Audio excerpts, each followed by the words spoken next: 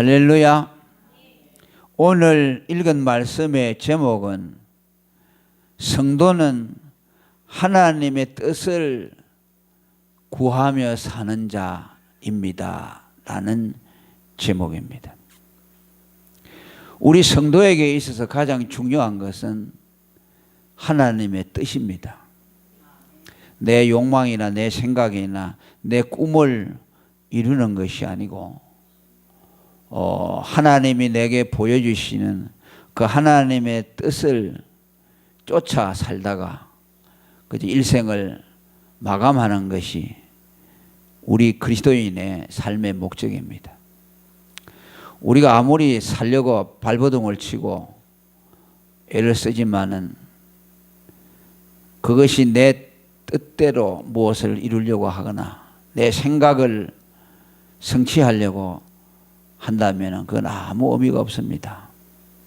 사람들이 볼 때는 저 사람 아무것도 이룬 것이 없다라고 평가할지 모르지만은 하나님 보실 때에는 저 사람이 하나님의 뜻대로 사는 사람이구나 라는 평가를 받으면 그 사람은 성공한 삶입니다.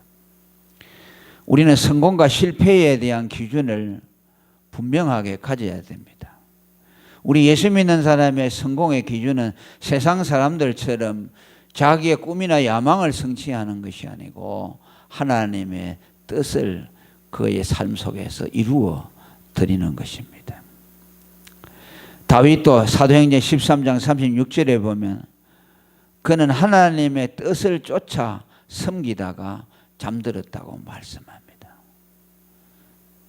우리가 죽은 이후에 비석에다가 뭘 남겨놓을까? 이분은 하나님의 뜻을 평생 쫓아 섬기다가 하나님에게로 간 분입니다. 아마 그렇게 한 줄 기록할 수 있다면 가장 영광스러운 삶이 되겠죠. 저와 여러분이 모두 그렇게 되기를 바랍니다. 어떻게 하면 내 삶 속에서 하나님의 뜻을 이루어 드릴까? 거기에 우리가 초점을 맞추고 산다면 우리 삶의 방향이 달라지게 될 것이고 또 내가 삶을 대하는 태도도 달라지게 될 것입니다. 어떻게 보면 하나님이 오늘 우리와 하나님 사이가 줄다리기를 하는 것이 아닌가. 나는 내 욕망대로 살려고 하고 하나님은 우리 삶 안에서 당신의 뜻을 이루려고 하는데 자꾸 우리는 도망을 가고 내 생각들을 하니까 하나님이 이 모양 저 모양으로 간섭해 주셔서 야 이놈아 너는 내 뜻대로 살아야 한다. 그래서 그 하나님의 뜻 가운데 우리를 갖다가 넣어 놓으려고 하고 우리는 자꾸 그냥 거기서 벗어나려고 하는 것이 아닌가라는 생각이 들기도 합니다. 바울은 고린도전서 10장 23절에서도 자기의 신앙관을 말합니다. 여러분 바울도 다윗처럼요 오직 하나님의 뜻을 쫓아 산 사람입니다. 그는 이렇게 고백합니다. 내게 모든 것이 가하나 모든 것이 유익한 것이 아니다. 무슨 말입니까? 내가 모든 걸 다 할 수 있지만은 그걸 다 한다고 해서 그것이 다 내게 유익한 것이 아니다. 모든 것이 내게 가하나 또 모든 것이 하나님의 덕을 세우는 영광이 되는 것은 아니다. 누구든지 자기의 유익을 굳이 말라고 그렇게 우리에게 권면하고 있습니다. 오늘 중요한 말씀입니다. 오늘 이 말씀 앞에 우리 자신을 세우기를 바랍니다. 오늘 여러분이 발걸음을 내어딛고 있는 삶이 무엇을 위해 살고 있는가 하는 것을 성찰하는 그런 시간이 되기를 축원합니다. 바울은 오늘 이 말씀 가운데서 가장 우리에게 중요한 포인트로 말해주는 것이 하나님의 뜻입니다.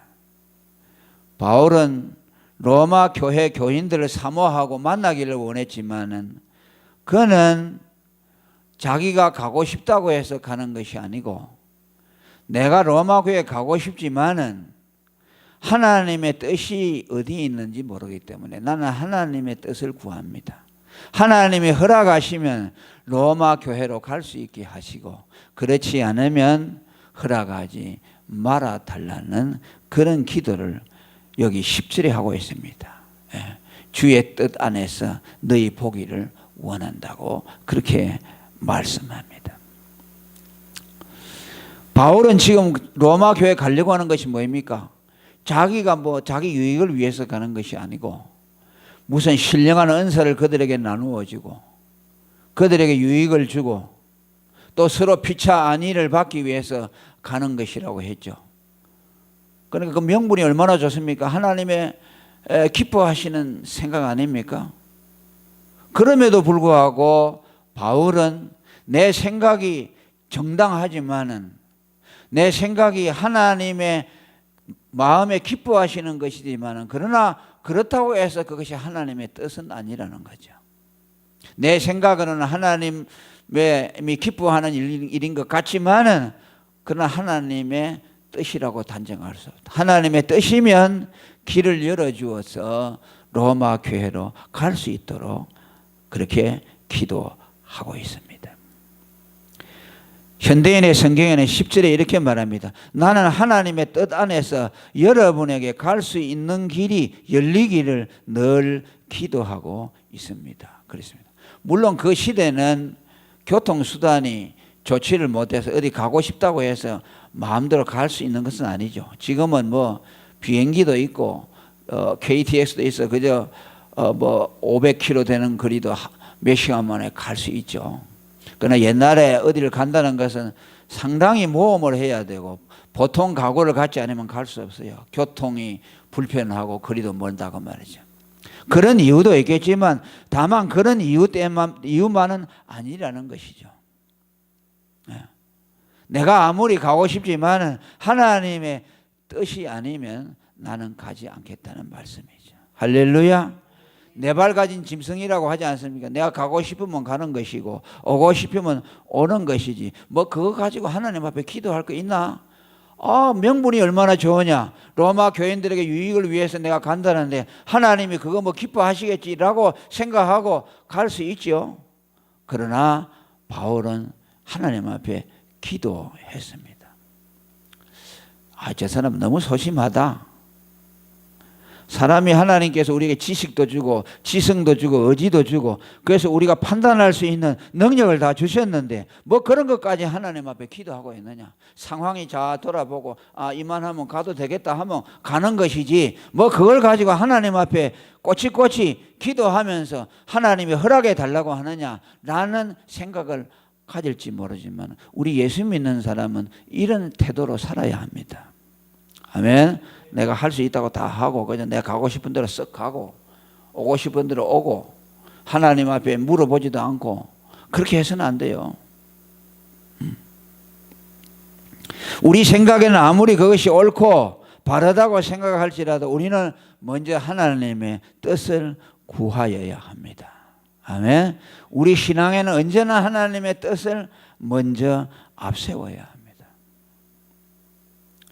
이것이 우리에게 삶의 기준이 되어야 되고 또 삶의 습관이 되어야 됩니다. 그죠? 우리가 그러지 않습니까? 어디 가고 싶다가 쓱 가버리고 그죠? 또 오고 싶으면 오고 그래서는 안 된다고 말이에요. 마태복음 8장 2장에 보면요. 8장 2절에 보면 한 문둥병자가 예수님 앞에 나와서 병을 고쳐달라고 하는데요. 얼마나 원한이스럽겠습니까? 지금도 문둥병은 불치의 병이지만 그때는 하늘이 준 병이라고 했어요. 이건 도무지 치료가 불가능하지요.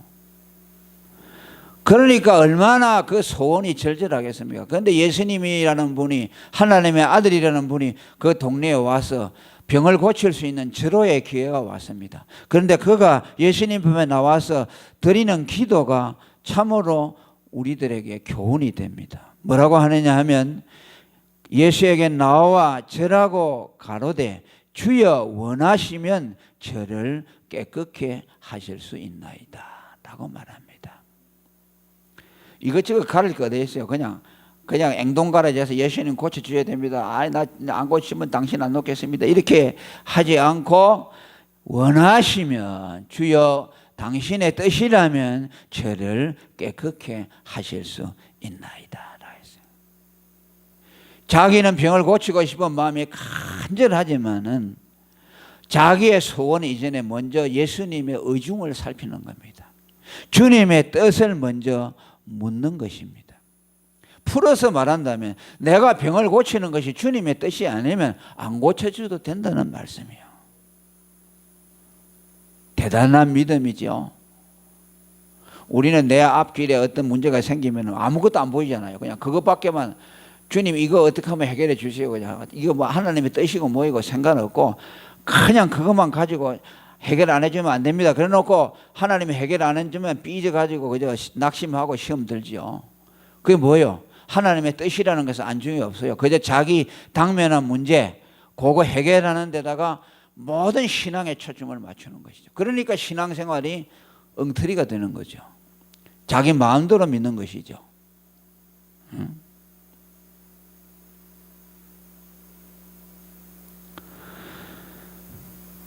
우리는 이러죠. 어떤 사람들은 해주실 줄로 믿습니다 하고 그냥 하나님 믿습니다 하고 막 기도하죠. 그러면 그런 사람 보고 믿음이 좋다고 하죠. 그냥 막 매달리고 떼쓰는 사람들을 보고 믿음이 좋다고 합니다.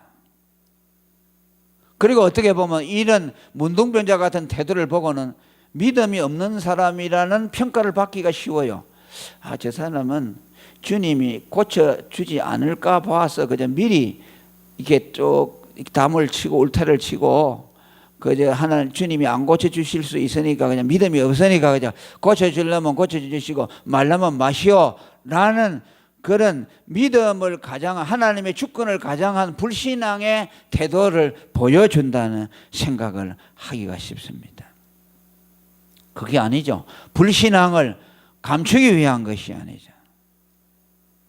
주님이 고쳐주려면 고쳐주시고 말라면 마시오. 주님에 대한 기대도 별로 안 하고 고쳐줄 것이라는 기대도 별로 안 하니까 그냥 그런 태도, 불확실한 태도를 보여드리는 것이다라고 생각합니다. 그러나 그것이 아니죠. 왜? 그 믿음의 태도가 주님을 기쁘게 해드리기 때문이에요. 믿음이 없다면 주님이 그걸 기쁘게 받아들이겠습니까? 주여 원하시면 이라는 이 문둥병자의 말 속에는 그의 믿음이 담겨 있습니다. 그 말의 의미가 무슨 뜻입니까? 예수님을 주권자로 믿었다는 것입니다. 병을 고치고 안 고치는 주권이 주님밖에 있습니다. 그 예수님을 하나님으로 믿었다는 뜻입니다. 그분 앞에 머리를 조아리면서 내 소원보다 주님 당신의 뜻이 더 큽니다라는 마음이 심정이 그 말씀 속에 담겨 있어요. 여러분이 높고 아주 큰 분 앞에 가서 서게 되면 머리를 조아리게 되죠. 말을 함부로 할 수 없죠. 때를 쓸 수 없죠. 그래서 하박국 선지자는 뭐랍니까? 여호와는 성전에 계시니 너희는 그 앞에서 잠잠할지어다라고 말합니다. 할렐루야. 크시고 위대하신 하나님 앞에 서게 되면 우리는 온갖 무쇠를 고치고 머리를 조아리면서 우리의 말 한마디 한마디가 그분 앞에서 신중하고 조심스럽고 그분에 대한 주권을 우리가 인정하지 아니할 수가 없어요. 나는 병을 고치기를 원하지만 위대하신 하나님, 전능하신 주님, 내 삶을 다 아시고 내게 어떤 것이 유익하시고 어떤 것이 유익하지 아니하는 것까지 다 아시는 하나님이시니 당신이 알아서 해결해 주시옵소서라는 주님에 대한 절대적인 주권적인 신앙을 나타낸다고 말할 수 있습니다. 대단한 믿음입니다. 그분을 인격자로 위대하신 하나님으로 믿었던 겁니다. 중풍병이 걸린 하인을 고쳐줄 때도 그 백부장의 태도도 마찬가지죠. 내가 가서 고쳐주리라 하니까 주님이 누구신데 하나님이신데 감히 우리 집에 오시다니요. 말씀만 하옵소서. 그리하시면 내 종이 낫겠습나이다. 큰 믿음이죠. 무슨 믿음입니까? 예수를 하나님으로 믿은 믿음입니다. 아멘. 예수님이 칭찬한, 성경에 칭찬한 모든 믿음들은 뭐냐니까 예수가 하나님이시라는 것을 믿은 믿음이었어요. 모든 배후에는 그 믿음이 깔려 있습니다. 그분은 하나님이시고 우리의 그리스도라는 것을 그 고백에 담고 있습니다. 에베소 1장 11절에 보면 우리가 믿는 하나님은 그 마음의 원대로 역사하시는 하나님이십니다. 아멘. 누구에 의해서 모든 것을 하시는 분이 아니라 자기 마음의 원대로 역사하시는 분이에요. 그래서 우리가 구원을 받고 예정을 받은 것도 그분의 마음의 원대로 역사하시는 그분의 뜻을 따라 된 것이라고 우리에게 말씀했습니다. 그 믿음을 보신 예수님은 그가 자기를, 예수님 자신을 하나님으로 믿었다는 그 믿음을 그가 알아차리고 그에게 손을 대시며 가라사대 내가 원하노니 깨끗함을 받으라 하신즉 즉시 그의 문둥병이 깨끗해졌다고 말합니다. 예수에 대한 그의 믿음이 어떤 믿음인지를 예수님이 정확하게 보신 겁니다. 오늘도 주님은 우리의 믿음을 보십니다. 너의 믿음, 너가 가지고 있는 그 믿음, 나를 어떻게 생각하느냐? 너는 나를 어떻게 생각하고 내게 기도하고 있느냐? 주님이 모르겠어요? 주님이 우리 속셈을 모르겠어요? 알잖아요. 우리가 왜 모르겠어요? 사람도 사람을 많이 상대해가 보면 얘기 한마디만 해보면 저 사람 속에 지금 저 말을 하면 무슨 생각을 가지고 하는구나. 우리는 세수 내수까지도 앞서서 그 사람 마음을 알죠. 내가 이 얘기하면 저 사람이 무슨 얘기를 할 것이고 그 다음에 또 내가 얘기하면 다음에 무슨 말을 하겠나. 우리는 그거 다 넘겨짚을 수 있죠. 사람도. 그런데 주님은 얼마나 더 잘하겠어요. 우리 폐부와 심장을 살피시는 하나님이십니다. 우리의 깊은 동기를 보시는 것이죠. 네가 나를 도대체 어떤 자로 믿느냐? 그저 우상처럼 믿느냐? 그저 네 소원대로 들어주는 목석 같은 인격도 없는, 그래서 네 욕심에 속아서 그저 네가 열심히만 하면은 내가 네 소원을 들어줄 것이라고 믿느냐? 네가 나를 너의 삶의 주권자 주인으로 믿느냐? 나를 하나님으로 믿느냐? 그걸 아는 거죠. 그걸 알고 그를 참으로 하나님으로 믿는 자들은 하나님이 그의 믿음을 분명히 알아보아 주시는 겁니다. 그리고 그에게 당신의 능력을 나타내 주시고 그가 하나님 되심을 그들에게 보여주실 것입니다. 할렐루야. 우리는 하나님을 바로 알고 바로 믿어야 할 것입니다. 그런데 여기 보니까 이 바울은 하나님이 허락하지 아니했다는 것을 알지요. 그러니까 그는 포기했다고 말씀합니다. 하나님이 길을 막고 허락하지 않았다. 그러니 뭐요? 나도 로마에 가고자 하는 뜻을 포기했다고 말씀합니다. 우리는 여러분 이런 태도를 가지시기를 바랍니다. 하나님이 노하시면은 우리는 그것에 대해서 포기할 줄 알아야 합니다. 하나님이 허락하시고 하나님의 뜻이라면 우리는 그것이 어떠한 어려움이 있어도 기어코 그 길을 가겠다는 마음을 가져야 할 것이고, 하나님이 허락하지 않으면 내가 아무리 할 수 있고 내 능력으로 가능한 것도 우리는 그것을 하지 말아야 할 것입니다. 이것이 예수 믿는 사람들의 태도입니다.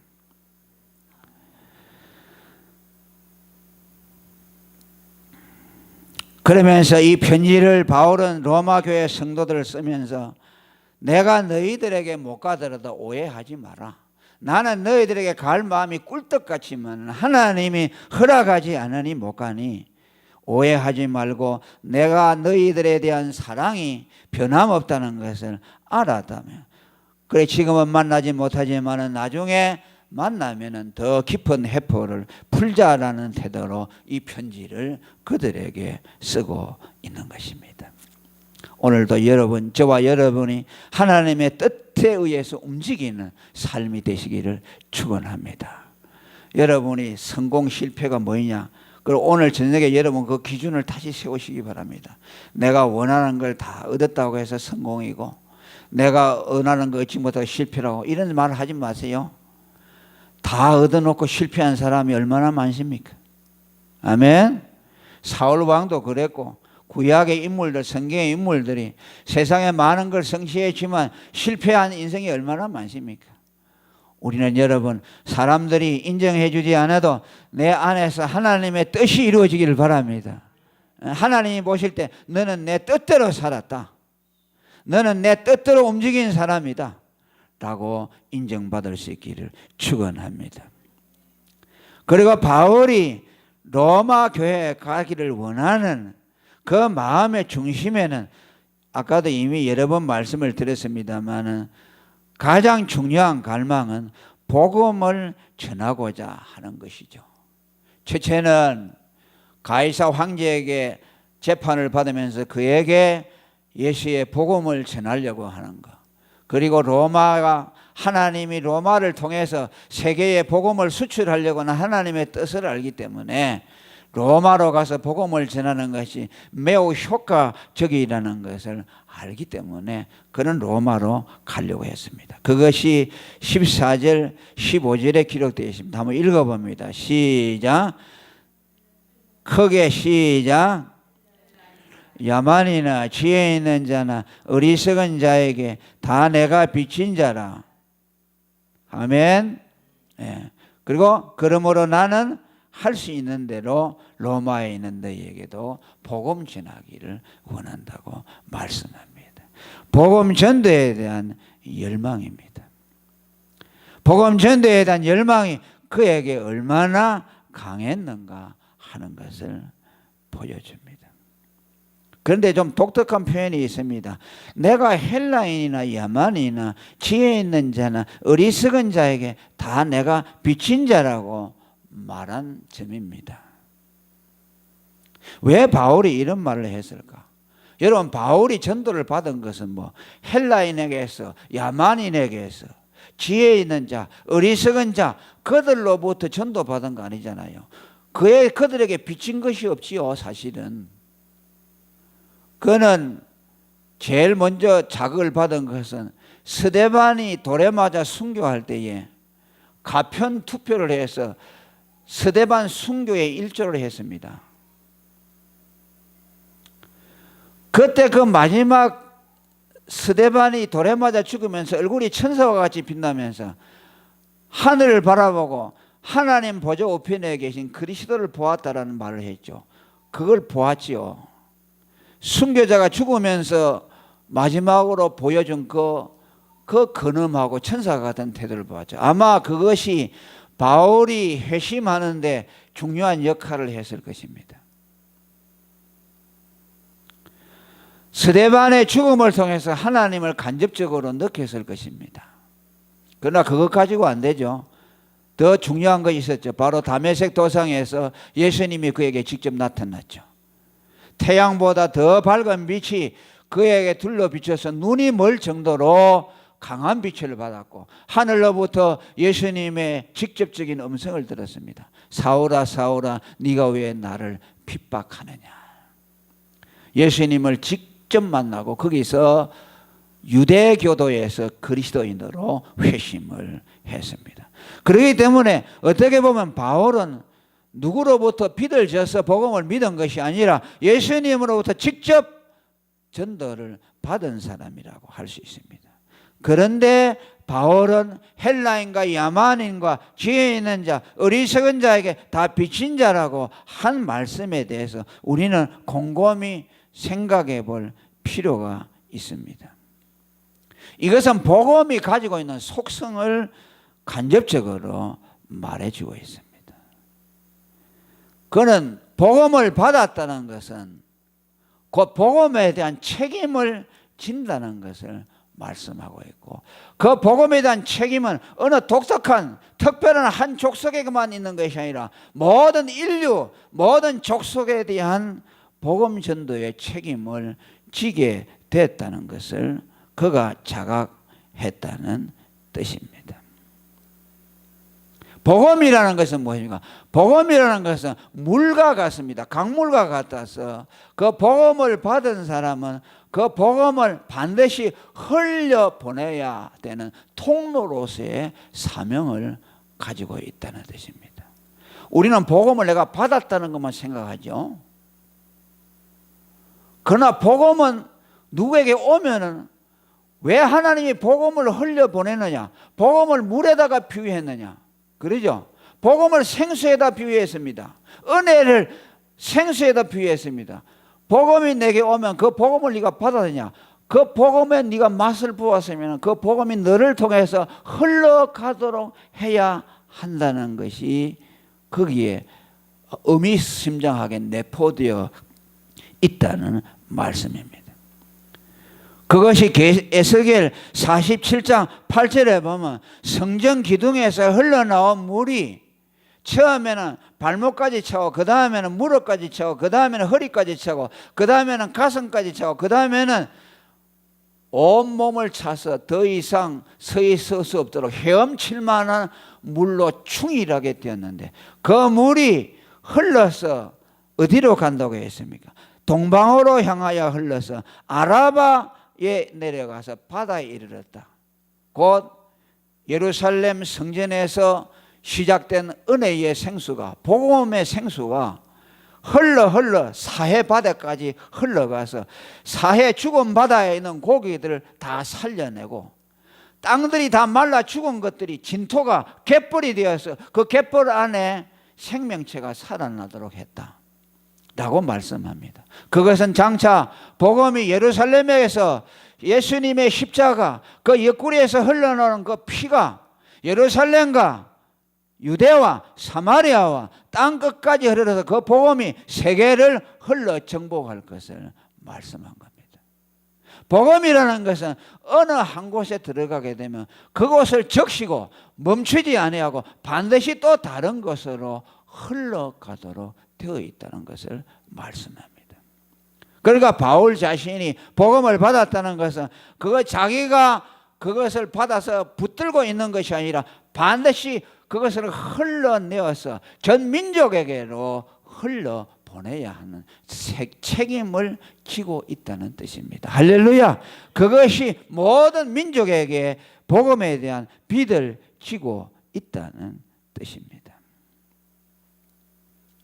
강원도에서 여러분 그 연어가 새끼를 낳으면 그 부화가 되면 그게 자라나서 그 물을 따라서 조그마한 그 연못 시냇가를 타서 내려오죠. 그래가지고 그것이 어디까지 가냐 합니까? 태평양 바다까지 가죠. 그 강원도 황지에서 조그마한 물이 흘러가죠. 그것이 태평양까지 흘러가는 그 물길을 따라서 연어도 가는 것이죠.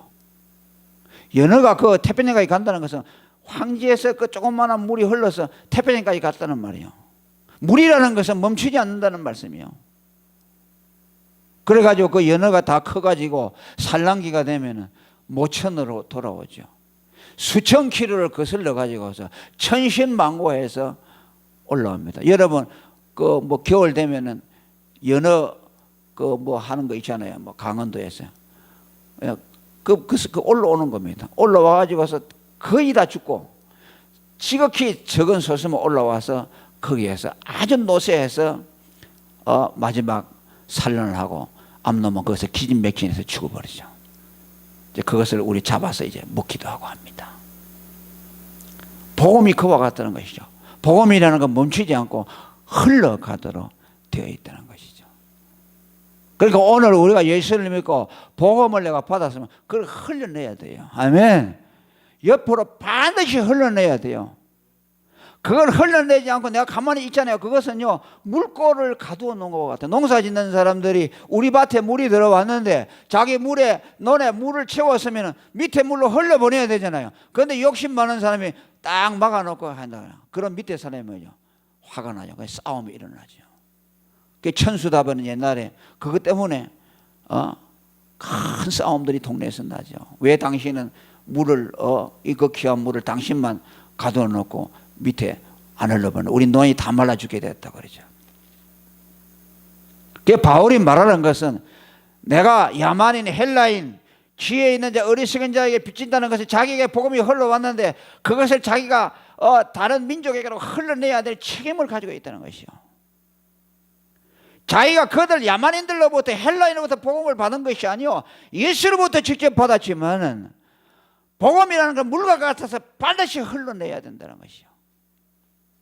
그래서 바울이 뭐라 했어요? 내가 복음을 전해도 자랑할 것이 없는 것은 이건 부득불할 것입니다. 이걸 하지 아니하면 내게 화가 있을 것이다. 우리가 복음을 안 전하잖아요. 그럼 반드시 주님이 우리에게 그 책임을 묻는다는 말씀이에요. 그래서 우리가 복음을 전하잖아요. 내가 전하면 어떤 사람이 그 사람이 외국에 간다 그 말. 그럼 그 사람이 믿어가지고 여기 가면 나는 외국에 안 가지만 그 사람이 가서 내게 들은 복음을 전도받은 사람이 미국에 가서 복음을 전하면 내가 전한 복음이 미국까지 간 거죠. 안 그렇습니까? 그 예수님이 마태복음 28장에 너희는 가서 모든 족속을 제자로 삼아서 성부와 성자와 성령의 이름으로 세례를 주라고 말씀했어요. 그게 복음이라는 그렇게 흘러가도록 되어 있어요. 그 일을 바울은 하고 있다. 그게 우리가 선교사가 돼서 뭐 세계 끝까지 나갈 수 없지만 복음이라는 것은 내가 흘려내면은 내 주위에 있는 사람이 흘러가면 그 사람이 그 사람 발이 어디로 갈지 모르잖아요. 비행기를 타고 태국으로 가면 태국에 가서 그 사람이 복음을 전하고, 여러분들이 전도한 한 사람이 아프리카로 갔다 가면, 아프리카 이민 갔다 가면, 그러면 여러분이 아프리카 사람한테 복음을 전한 것이죠. 우리는 모르잖아요. 어떻게 될지 모르잖아요. 여러분들이 전하는 복음, 지나가다가 예수 믿고 구원 받으시오. 예수 구원 불신 지옥이라고 하는데 어떤 사람이 그걸 듣고 집에 가서 고민하다가 그 말씀, 예수 믿어야 되겠다. 그래가지고 그 사람이 어디 부산에 가서 산다 하면 여러분 그 사람이 듣고 교회 나가서 예수 믿게 됐다 하면 그럼 여러분들은 여기 있으면 가만히 앉아서 부산까지 전도한 것이요. 그래 그 말이요. 예루살렘과 유대와 사마리아와 땅 끝까지 우리는 가만히 앉아 있어도 할 수가 있고 또 우리는 기도를 통해서도 전도할 수 있어요. 그것을 오늘 바울은 말하면서, 그러면서도 바울은 뭐라냐, 이 복음이 그렇게 중요하지만은 그거보다 더 중요한 것이 하나님의 뜻이라는 것이죠. 아멘. 오늘 우리가 이것을 명심하시길 바랍니다. 우리 삶에서 내가 가장 중요하게 생각한 것도 그것도 중요하지만 그보다 더 큰 뜻이 하나님의 뜻을 이루는 데 있다. 주님, 나로 하여금 하나님의 뜻을 거스리고 살지 않게 하시고 하나님의 뜻을 이루어 드리는 삶이 되게 해 주시옵소서. 정말 그것만이 우리가 성공적인 삶이라는 것을 오늘 저녁 우리가 절절히 깨닫고, 주님, 내 안에서 주님의 뜻이 이루어지도록 도와주세요. 주님의 뜻이, 나를 향한 주님의 뜻이 무엇인가를 보게 해 주시옵소서. 그렇게 기도하는 시간이 되기를 축원합니다. 통성으로 기도하겠습니다. 하나님 아버지 감사합니다. 오늘도 성령으로 기록한 말씀, 성령으로 우리에게 말씀해 주시고 거룩한 복음의 능력이 우리를 통하여 예루살렘과